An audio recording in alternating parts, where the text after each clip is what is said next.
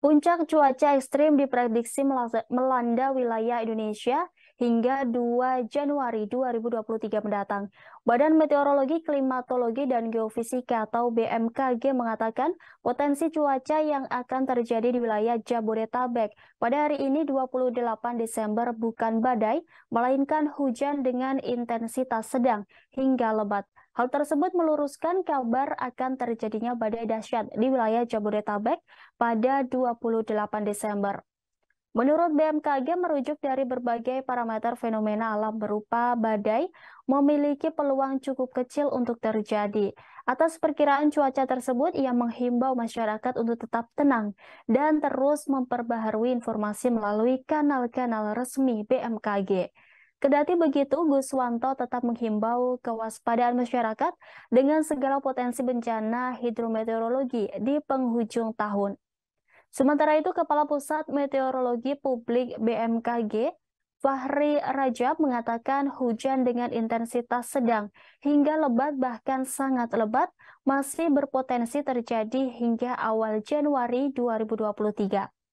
Fahri mengatakan peningkatan curah hujan dengan intensitas lebat hingga sangat lebat berpotensi terjadi pada tanggal 30 Desember 2022.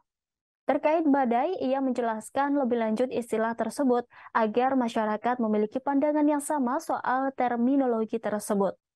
Sebelumnya, peneliti iklim Pusat Riset Iklim dan Atmosfer Badan Riset dan Inovasi Nasional atau BRIN, Irma Yuliastin menyebutkan bahwa Jakarta dan wilayah penyangga di sekitarnya, yakni Bogor, Depok, Tangerang, dan Bekasi diprediksi menghadapi hujan ekstrim dan badai dahsyat.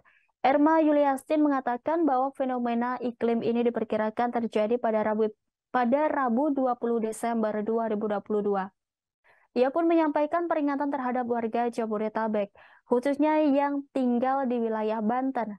Irma kemudian membeberkan proses yang mendorong hujan ekstrim ini dapat digeser dari wilayah laut menuju darat.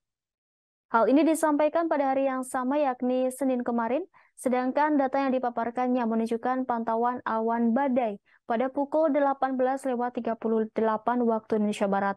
Irma mengatakan bahwa ini ditunjukkan melalui terbentuknya jalan tol hujan ekstrim yakni badai Squalene dari wilayah laut bergeser ke darat sejak pukul 3 waktu Indonesia Barat. Jalan tol hujan yang disebut sebagai badai Squalene ini sebelumnya berada di atas Samudra Hindia, kemudian bergeser dan bergabung dengan badai konvektif skala meso atau mesoscale convective complex di darat. Perlu diketahui Squalene merupakan badai guntur yang terbentuk memanjang seperti garis, sedangkan MCC adalah sistem konveksi awan skala meso yang memiliki ciri bentuk pola besar, berdurasi panjang, serta semi melingkar.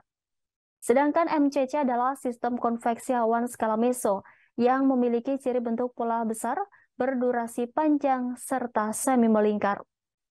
Sebelumnya pada Senin kemarin ia menyampaikan peringatan terhadap warga Jabodetabek, khususnya yang tinggal di wilayah Banten terkait potensi banjir besar karena dampak hujan ekstrim dan badai dahsyat.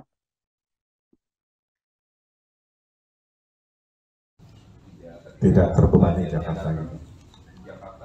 Ya, itu dilakukan rutin oleh Kepala BPBD DKI, rutin kerjasama informasi, tukar informasi, pergerakan, kebijakan-kebijakan penanggulangan bencana itu sudah dilakukan, itu sudah rutin. Ya. Itu yang pertama. Yang kedua adalah berkaitan dengan belajar dari kejadian gempa di Cianjur. Tentunya tadi disampaikan oleh Bapak Gubernur bahwa bangunan-bangunan harus kembali kita pantau, kembali kita cek keberadaan gedung-gedung bertingkat maupun gedung-gedung yang lainnya yang mungkin harus kita pantau kekuatan gedungnya. Salah satu tadi Pak Gubernur sampaikan berkaitan dengan pembangunan sekolah-sekolah baru misalnya di Jakarta yang juga harus dimasukkan unsur ketahanan gempa. Tentunya bekerjasama dengan PTSP dan lain-lain. Yang ketiga berkaitan dengan sinergi penanganan kebencanaan di Jakarta antara BNPB dengan BPBD.